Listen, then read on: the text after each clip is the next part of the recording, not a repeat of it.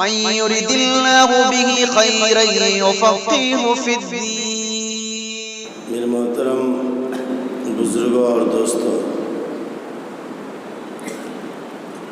ابھی میں نے خطبہ میں جس آیت کریمہ کا سہارا لیا ہے، اللہ رب العزت کا ارشاد ہے،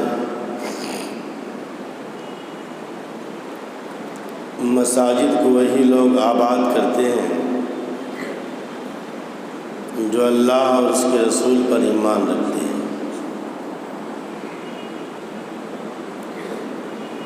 اللہ رب العزت نے اس آیت کریمہ میں شہادت دی ہے، گواہی دی ہے،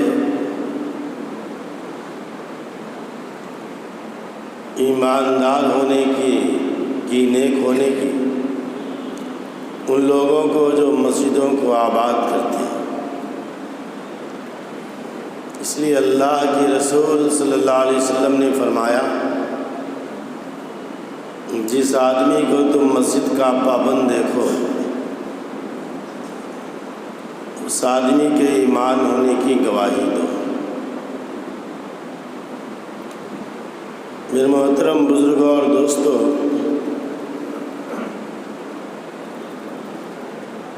مساجد یہ بیوت اللہ ہے، اللہ کے گھر ہیں۔ بیت اللہ، کعبۃ اللہ، جس کو خانہ کعبہ کہا جاتا ہے،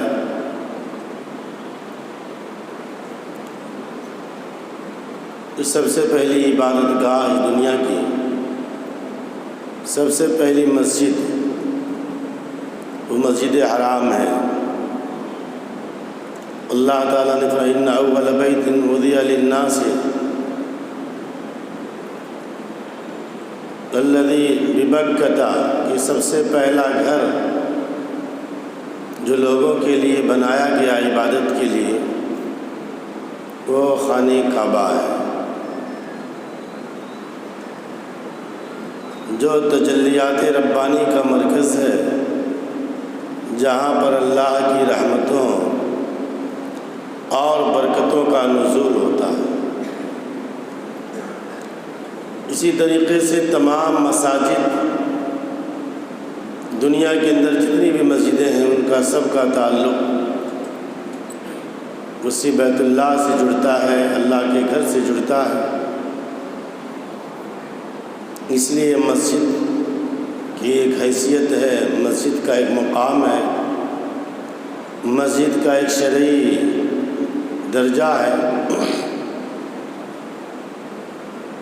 نسبت کی وجہ سے چیزوں کی اہمیت بڑھ جاتی ہے۔ مسجد کے اندر جو چیز لگ جاتی ہے، مسجد کے اندر جو پتھر لگ جاتا ہے، مسجد کے اندر جو اینٹ لگ جاتی ہے، اس کی بھی اہمیت بڑھ جاتی ہے، اس کی قیمت بڑھ جاتی ہے، اور لوگ کہتے ہیں بھی مسجد کا پتھر ہے، مسجد کی اینٹ۔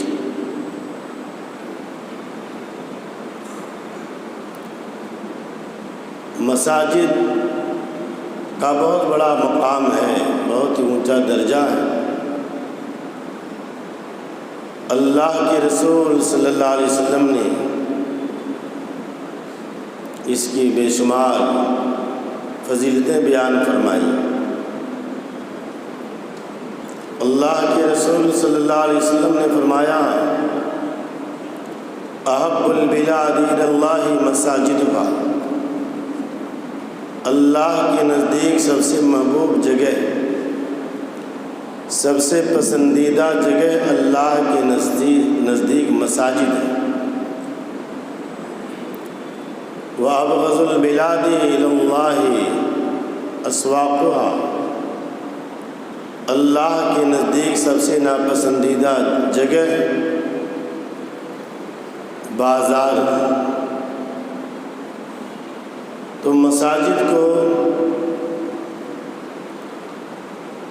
احب البلاد قرار دیا گیا، سب سے پسندیدہ جگہ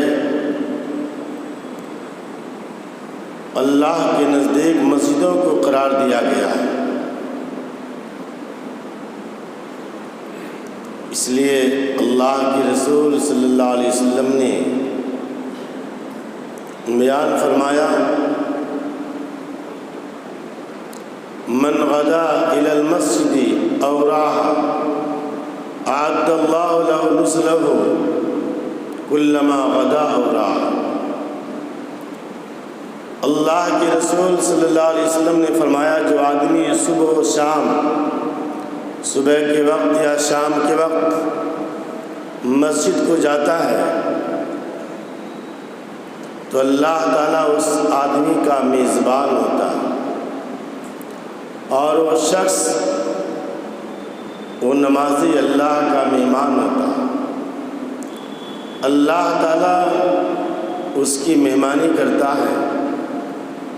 جب بھی وہ جاتا ہے مسجد کو تو اللہ تعالیٰ کی طرف سے میزبانی کا اعلان ہوتا ہے کہ اللہ اس بندے کا میزبان ہوتا ہے۔ کتنی بڑی فضیلت ہے۔ جو لوگ مسجدوں کو آتے ہیں، مسجدوں میں چل کر کے آتے ہیں، مسجدوں کو آباد کرتے ہیں، وہ اللہ کے مہمان کہلاتے ہیں۔ اس لیے اس کی فضیلت بھی بیان کی گئی، مسجدوں کی فضیلت بیان کی گئی۔ اللہ کے رسول صلی اللہ علیہ وسلم نے فرمایا من بنا للہ مسجدا بنى اللہ لہ بیتا فی الجنہ۔ جو آدمی اللہ کے لیے مسجد بناتا ہے، اللہ کا گھر عبادت کے لیے تعمیر کرتا ہے، تو اللہ رب العزت اس کے لیے جنت میں محل بناتا ہے۔ یہ فضیلت اللہ تعالیٰ نے مسجد کے لیے رکھی ہے۔ اسی طرح سے مسجد کے لیے بے شمار فضائل ہیں۔ اس لیے دنیا میں مسلمان کہیں بھی ہوں، چاہے وہ اپنے گھر کی فکر کرتے ہیں، وہیں پر اللہ کے گھر کی بھی فکر کرتے ہیں۔ مسجد مسلمان بناتے ہیں، جہاں پر چند مکان بھی مسلمانوں کے ہوتے ہیں، الحمدللہ وہاں پر مسجدیں نظر آتی ہیں اور مسجد بنائی جاتی ہے، کیونکہ اس کی فضیلت ہے۔ اللہ کے رسول صلی اللہ علیہ وسلم جب ہجرت کر کے مکہ سے مدینہ تشریف لائے تو آپ صلی اللہ علیہ وسلم نے سب سے پہلے آپ نے اللہ کے گھر کو تعمیر کیا، مسجد بنائی۔ آپ صلی اللہ علیہ وسلم نے پہلے اپنے لیے، اپنی بیویوں کے لیے کوئی مکان نہیں بنایا، بلکہ سب سے پہلے اللہ کے رسول صلی اللہ علیہ وسلم نے مسجد نبوی تعمیر کی۔ ایک جگہ تھی، سہل اور سہیل، دو بچے تھے، یتیم تھے، ان کی زمین تھی۔ زرارہ بن ربیع رضی اللہ تعالیٰ عنہ کی پرورش میں بچے تھے۔ حضرت ابوبکر صدیق رضی اللہ تعالیٰ عنہ نے 10 دینار کے اندر وہ جگہ خریدی اور اللہ کے گھر کے لیے، مسجد کے لیے وقف کر دیا۔ اللہ کے رسول صلی اللہ علیہ وسلم نے فرمایا، اے ابوبکر، جب تک لوگ اس مسجد میں نماز پڑھیں گے اس کا ثواب تمہیں ملتا رہے گا، اللہ تمہاری قبر کو نور سے بھر دے۔ اللہ کے رسول صلی اللہ علیہ وسلم نے دعا دی۔ تو آپ صلی اللہ علیہ وسلم نے سب سے پہلے اللہ کے گھر کو تعمیر کیا۔ جب آپ صلی اللہ علیہ وسلم مدینہ گئے، مدینہ میں سب سے پہلی مسجد جو بنی مسجد قباء، قباء ایک محلہ تھا۔ آپ صلی اللہ علیہ وسلم وہاں پہ رکے، 1 ہفتہ آپ نے قیام کیا۔ وہیں پر آپ صلی اللہ علیہ وسلم نے ایک مسجد کی بنیاد رکھی جس کو مسجد قباء کہا جاتا ہے۔ اللہ کے رسول صلی اللہ علیہ وسلم ہفتے میں 1 دن ضرور اس مسجد میں جاتے تھے، وہاں پہ 2 رکعت نماز پڑھتے تھے۔ اس لیے مسجد قباء کے اندر 2 رکعت نماز پڑھنا اللہ کے رسول صلی اللہ علیہ وسلم نے فرمایا ایک عمرے کا ثواب ملتا ہے جو آدمی مسجد قباء کے اندر 2 رکعت نماز پڑھتا ہے۔ تو آپ صلی اللہ علیہ وسلم نے وہاں پر بھی ایک مسجد بنائی تھی، مسجد نبی۔ آپ صلی اللہ علیہ وسلم کی مسجد کو مسجد نبوی کہا جاتا ہے۔ دنیا کے اندر 3 مسجدوں کی بہت فضیلت آئی ہے، مسجد حرام اور مسجد نبوی اور مسجد اقصیٰ۔ یہ 3 وہ مساجد ہیں جن کے لیے باضابطہ سفر کرنے کی اجازت ہے، اور وہاں نماز کی نیت سے، زیارت کی نیت سے آپ پوری دنیا سے سفر کر کے جا سکتے ہیں۔ مسجد حرام اور مسجد نبوی، مسجد اقصیٰ بیت المقدس جس کو قبلہ اول کہلاتا ہے۔ اللہ کے رسول صلی اللہ علیہ وسلم نے فرمایا دنیا کے اندر تمام مسجدوں کے اندر سب سے زیادہ ثواب مسجد حرام کے اندر، کعبۃ اللہ کے اندر نماز پڑھنے پہ ملتا۔ ایک نماز کا ثواب 1,00,000 نماز کے برابر ملتا۔ فرمایا اس کے بعد میری مسجد کے اندر نماز پڑھنے کا ثواب 50,000 نمازوں کا ثواب ملتا ہے۔ اسی طریقے سے مسجد اقصیٰ کے اندر نماز پڑھنے کا ثواب اللہ کے رسول صلی اللہ علیہ وسلم اس میں بھی 50,000 نمازوں کا ثواب ملتا ہے۔ تو یہ وہ مساجد ہے جو دنیا کے اندر اللہ کے نزدیک سب سے محبوب مقامات ہیں، پسندیدہ جگہ ہے۔ دنیا کی تمام مساجد کا بھی تعلق بیت اللہ سے، اللہ کے گھر سے ہے، لہذا مسجد جو ہے کہ ایک شرعی حیثیت ہے، اس کو اللہ کا گھر کہا جاتا ہے۔ اس میں نماز پڑھنے کی فضیلت اور اس کو آباد کرنے کی فضیلت بہت سی جگہوں پر آئی۔ حضرت عمر رضی اللہ تعالیٰ عنہ نے اپنے زمانے کے اندر جب آپ کا زمانِ خلافت آیا تو آپ نے بڑے بڑے قلعے، شاہی محل، دیوان خانے، آپ نے ایسی چیزوں کو تعمیر نہیں کروائے جیسا دنیا کے بادشاہ ہوتے ہیں، بڑے بڑے قلعے بنوا دیتے ہیں، بڑے بڑے محل تعمیر کروا دیتے ہیں، بڑے بڑے پارک بنوا دیتے ہیں۔ حضرت عمر رضی اللہ تعالیٰ عنہ نے اپنی زمانِ خلافت میں 5,000 مسجدیں بنوائیں۔ 5,000 مسجدوں کے اندر 900 جامع مسجد آپ نے تعمیر کر دی۔ تو ہر زمانے میں، ہر دور میں مسجدوں کی تعمیر کی جاتی رہی، لہذا ہمیں اور آپ کو چاہیے مسجد جب ایک جگہ مسجد بن جاتی ہے تو ہمیشہ کے لیے وہ مسجد ہو جاتی ہے، قیامت تک اس کا درجہ مسجد کو کا دیا جاتا ہے۔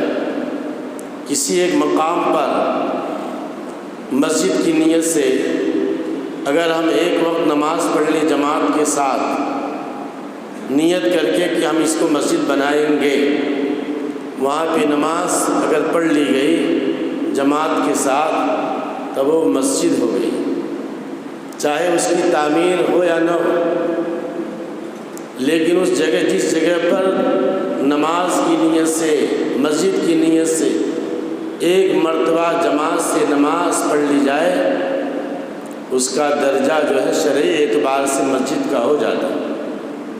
اب اس کو اب تعمیر کرنا، عالی شان مسجد بنانا، اینٹوں کی بنانا، ٹین کی بنانا، وہ الگ بات ہے۔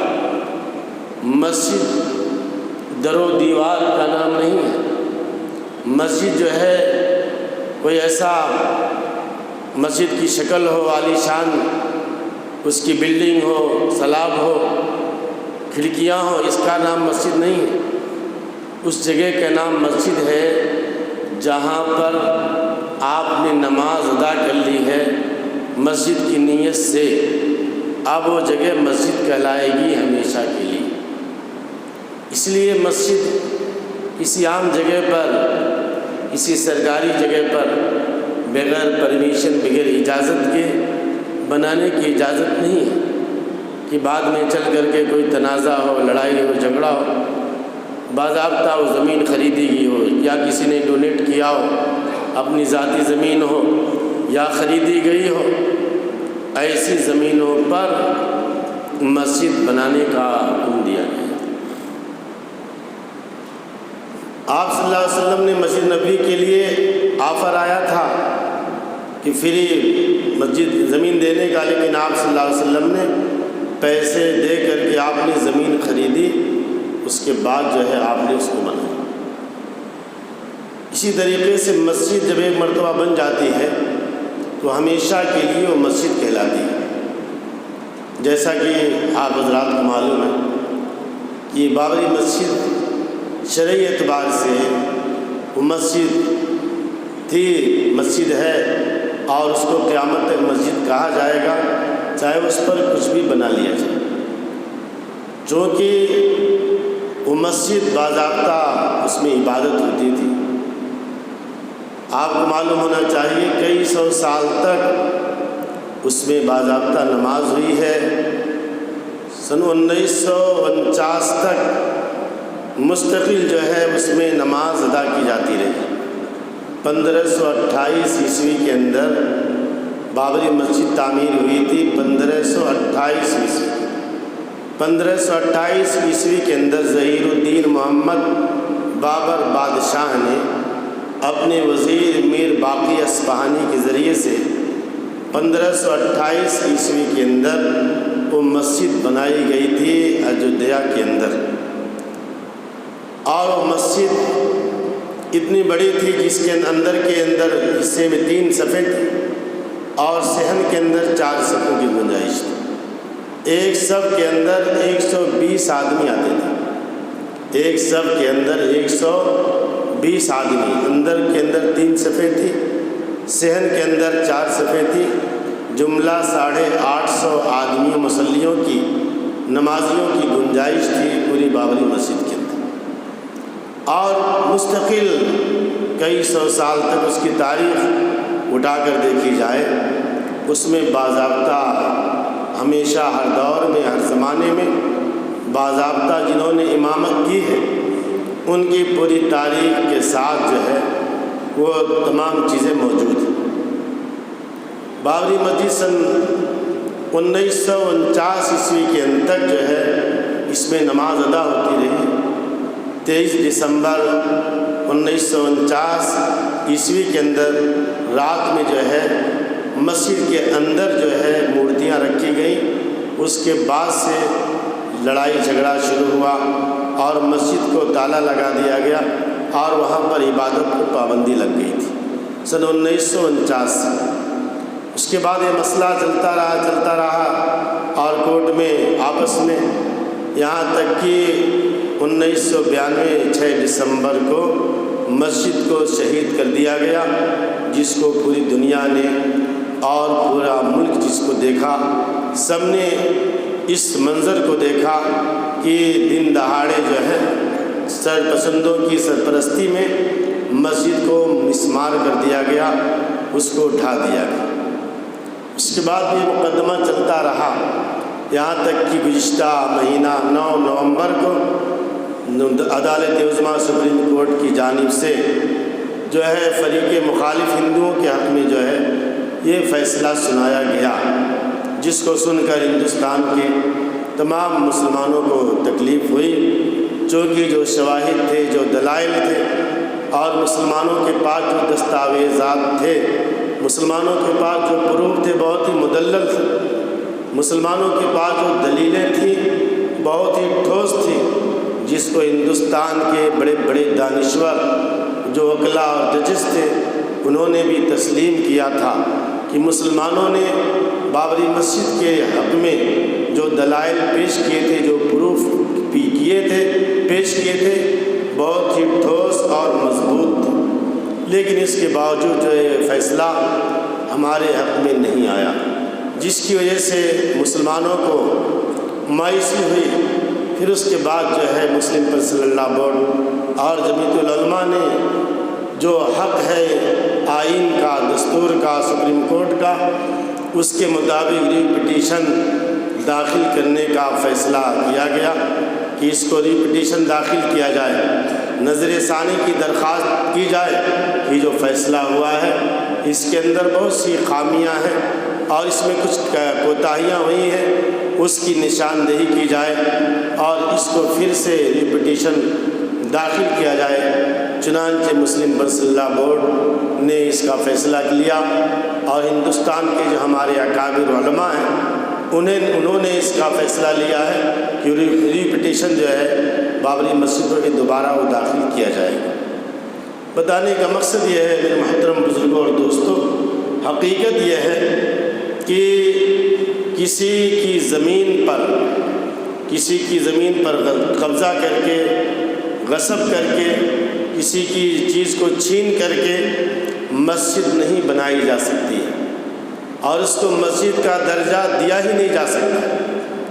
اگر بابری مسجد کو اگر مندر توڑ کر بنایا گیا ہوتا یا کسی کی زمین پہ زبردستی بنایا گیا ہوتا تو اس کو علماء مسجد تسلیم ہی نہیں کرتے، اس لیے کہ مسجد کے لیے لازم اور ضروری ہے کہ وہ زمین جو ہے کہیں پر کسی کی زمین نہ ہو، کہیں پر اس پر ناجائز قبضہ نہ کیا گیا ہو، اس کو جو ہے چھینا نہ گیا ہو، بلکہ وہ زمین کسی کی ذاتی ہو یا خریدی گئی ہو، ورنہ ایسی زمین پر مسجد بنانے کی اجازت نہیں ہوگی۔ اگر مسجد بن بھی جائے تو پھر اس کو مسجد کا درجہ نہیں دیا جا سکتا ہے۔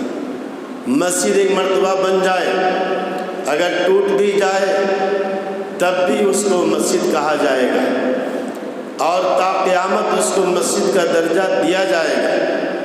مسجد ایک مرتبہ بن جانے کے بعد ہمیشہ کے لیے مسجد ہو جاتی ہے۔ اسلام میں بالکل اس کی قطعاً گنجائش نہیں، اس کی اجازت ہی نہیں کہ کسی زمین پر کسی کی زمین کو قبضہ کر کے چھین کر کے مسجد بنائی جائے۔ انگریزوں کے دور میں خود ایسا ایک واقعہ پیش آیا تھا، ایک زمین پر جھگڑا ہو گیا تھا ہندوؤں اور مسلمانوں کا۔ مسلمانوں کا دعویٰ تھا کہ یہ زمین ہماری ہے، ہم اس کے اندر مسجد بنائیں گے۔ ہندوؤں کا دعویٰ تھا کہ یہ زمین ہماری ہے، ہم اس پر جو ہے مندر بنائیں گے۔ اس طرح سے ایک ہی زمین پر ہندوؤں کا بھی دعویٰ اور مسلمانوں کا بھی دعویٰ۔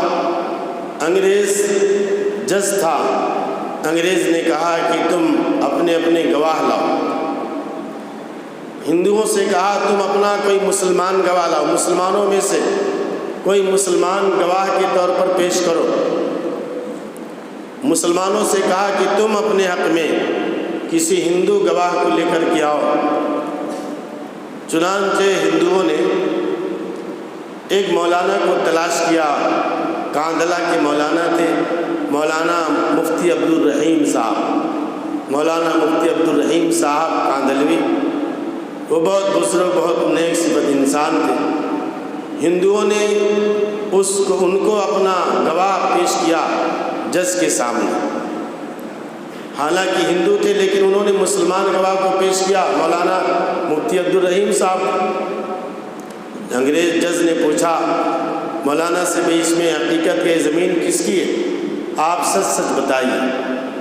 تو مفتی عبدالرحیم صاحب نے فرمایا یہ زمین کا جو مسئلہ ہے، جو جھگڑا ہے، دونوں دعوے دار ہیں، مسلمان بھی اور ہندو بھی۔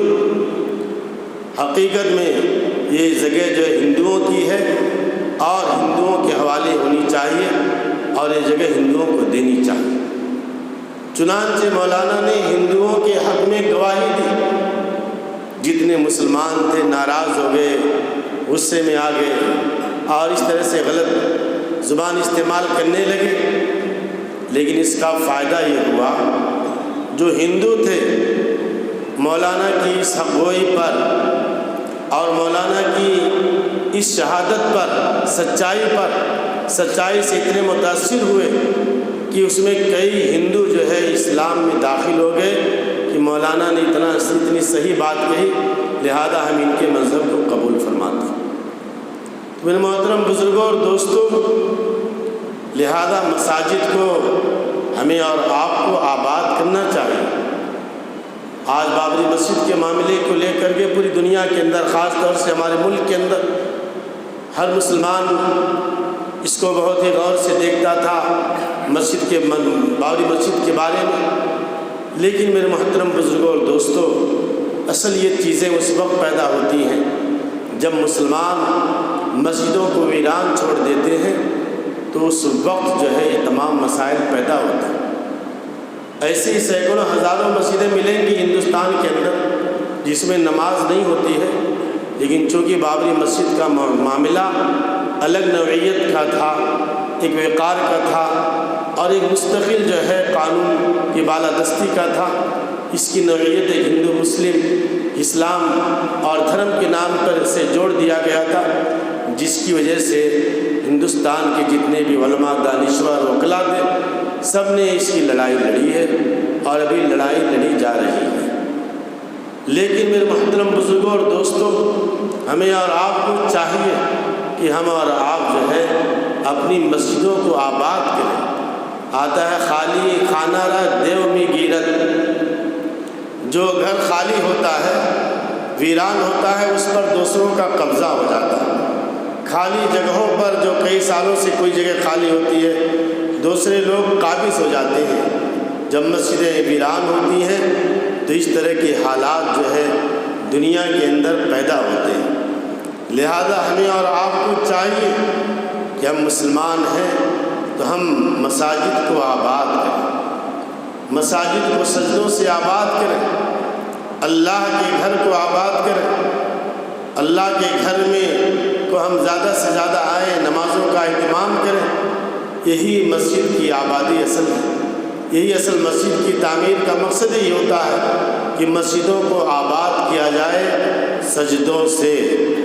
آج وقت کی اہم ضرورت ہے کہ مسلمان مسجدوں کو آباد کریں، نمازوں کی پابندی کریں، اپنا تعلق اللہ تعالیٰ سے مضبوط کریں۔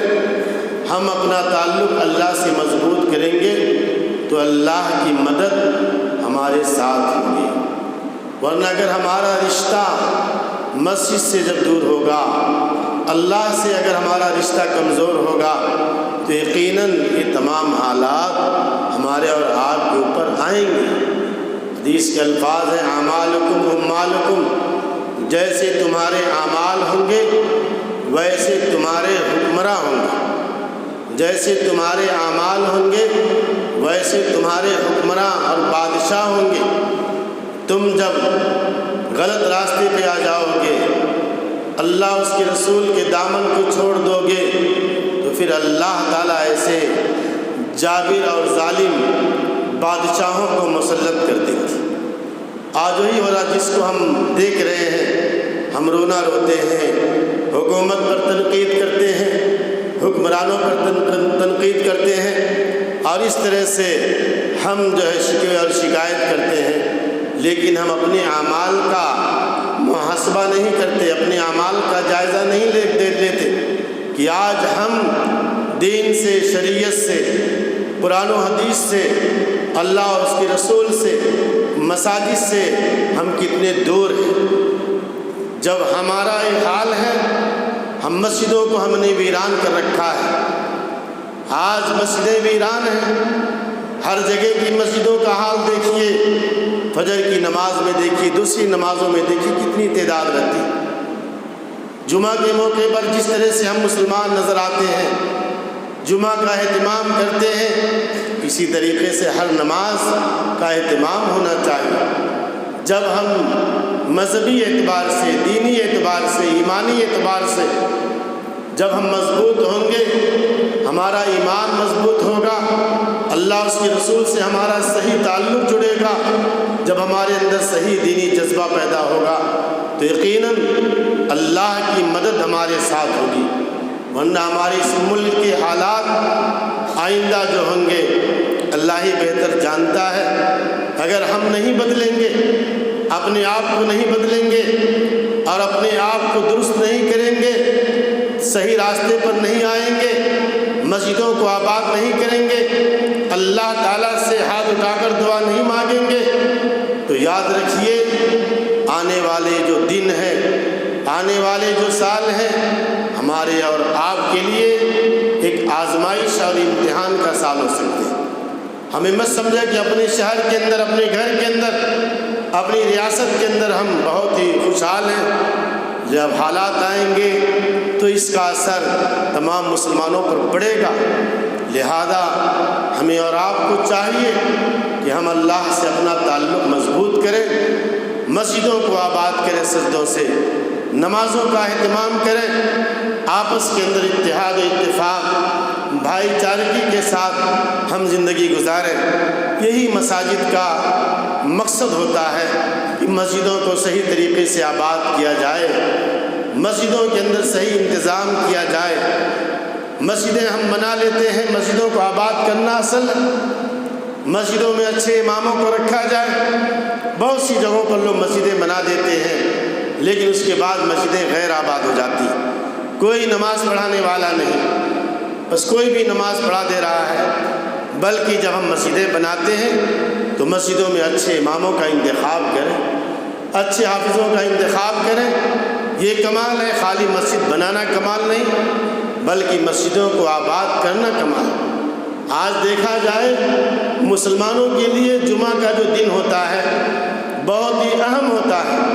جمعہ کے موقع پر ایک اچھا امام، ایک اچھا عالم دین، ایک اچھا خطیب قوم کو صحیح میسج دے سکتا ہے، صحیح پیغام پہنچا سکتا ہے، قرآن و حدیث کی باتیں، دین کی باتیں قوم تک پہنچا سکتا ہے۔ یہ اسی وقت ہو سکتا ہے جب ہم مسجدوں کے اندر اچھے اماموں کا انتخاب کریں گے، تو اس کے ذریعے سے امت کے اندر انقلاب آئے گا، دینی شعور آئے گا، لوگوں کے اندر سوجھ بوجھ آئے گی۔ وقت کا تقاضا ہے ہم دعا بھی کریں اللہ تعالیٰ سے کہ اللہ تعالیٰ مساجد کو آباد رکھے، اور ہم ملک کے لیے، ملک کے حالات کے لیے، تمام مسلمانوں کے لیے ہم خاص طور سے دعاؤں کا اہتمام کریں۔ اس کی بہت ہی اب سخت ضرورت ہے۔ اللہ تعالیٰ سے دعا ہے کہ اللہ تعالیٰ ہمیں اور آپ کو پابندی کے ساتھ 5 وقت جماعت کے ساتھ نماز پڑھنے کی توفیق